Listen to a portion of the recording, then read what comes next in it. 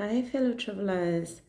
Today, I wanted us to look at the art of letting go and how to walk in your path for the one who has awakened to our true nature, that we are spirits who have a physical body, and we on a journey.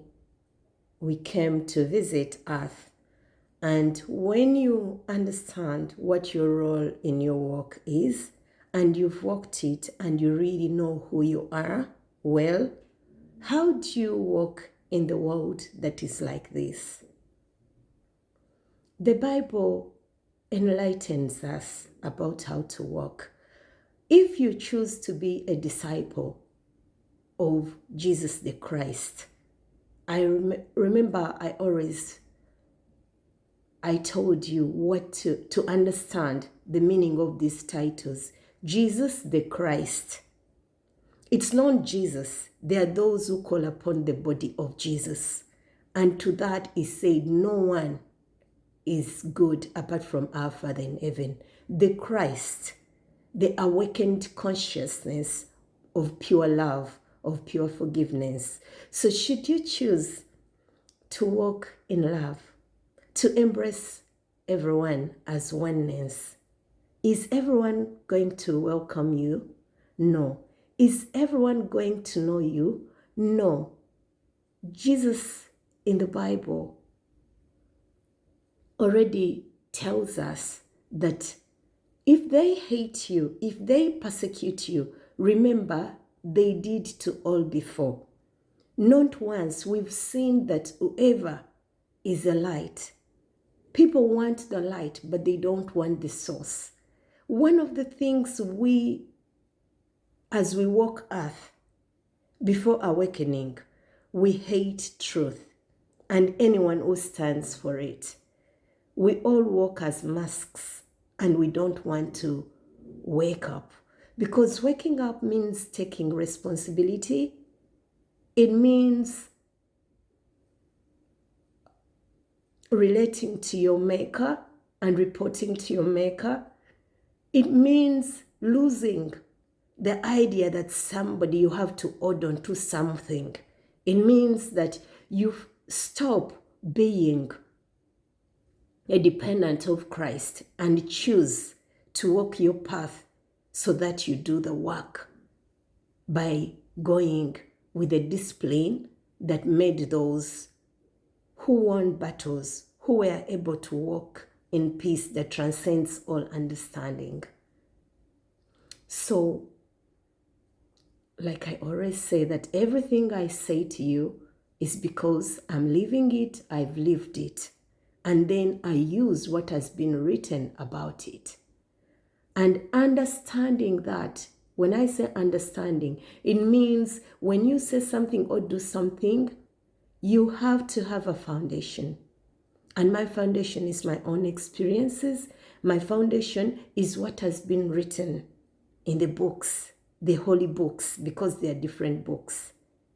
So in Matthew 10, when you read verse 14, you can read all of it to understand.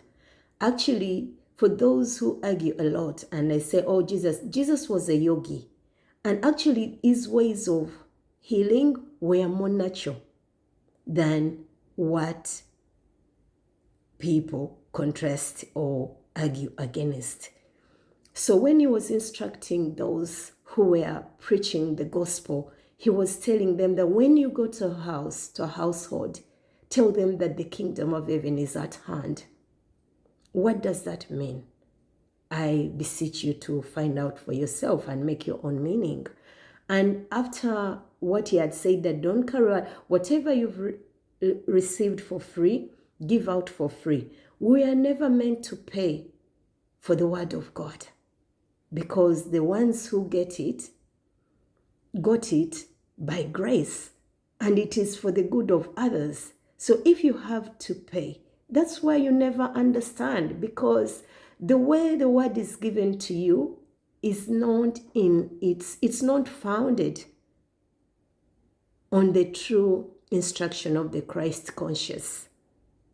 So that is up to you. So it says that in 14, And whoever will not receive you, nor hear your words, when you depart from that house or city, shake off the dust from your feet, and as assuredly as it will be more tolerable for the land of Sodom and Gomorrah on the day of judgment than in that city. What does that mean? Okay, we are told that Sodom and Gomorrah people were being homosexuals and doing all that.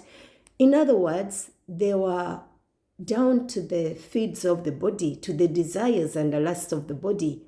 But for such an happening whereby you've presented yourself to anyone or anywhere and you've served according to the will of the God you serve and to the will of the Spirit in you. In other words, you've given in pure love. If that love is not recognized, if that love is not acknowledged, leave that person as if you've never met them. It is allowed. It is allowed because it is what I'm intentionally choosing to do. Because you know why our suffering and our loads never grow lighter? Do you know why you don't feel any lighter? It's because in your courage, you still have heavy stones.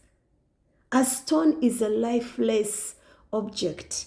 But the true stones that God made, they have value. But the stones that have no value are those that didn't appreciate you. You also don't appreciate. Because when we relate with people, we gain, we build one another, we encourage one another on the journey of life. But whoever you're relating to, but you see that they are not where you headed, then it is up to you. Albert Einstein said that you can't solve a problem with the same mind that created it. And remember that whenever there is an argument, one of you has the progressive nature and one of you has the stagnant view of what is going on. So it is up to you. Know thyself well, then you will know others. If you know who you are and you know by what spirit you do what you do, you have at one point to get used to being you. For your own peace of mind, for your own progressive journey here. You can't save those who don't want to be saved. You can't force anyone to be what they don't want to be. And those ones who are of God, those who are of spirit will hear you when you talk in spirit and they'll understand you. And those who are of flesh, every time you speak in spirit language, you'll be speaking a foreign language. They won't get you. They will want to stone you. It don't matter what relationship you hold with them. They could be your brothers, they could be your sisters, they could call you crazy. But hold on to that craziness.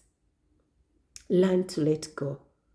Now go to your phone, look at those who are facing north when you want to go south. Look at those who want to go east when you want to go west.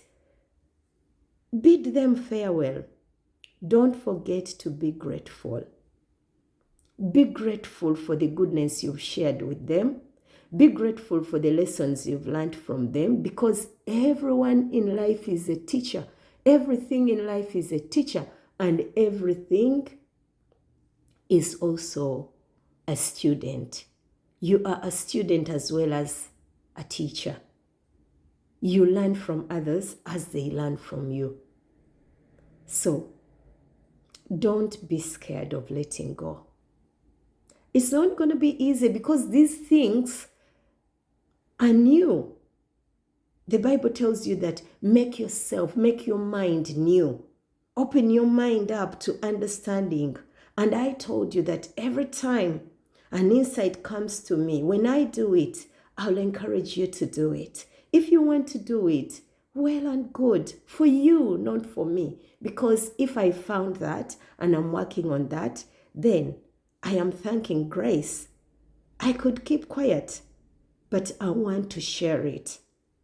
That's why Christ said that I'm the good shepherd who leaves the 99 and go after the one. So for those who are truly looking to knowing this life, they will hear. And your God, our God, will bring us together to commune and find instruction. Much love and blessing to you all.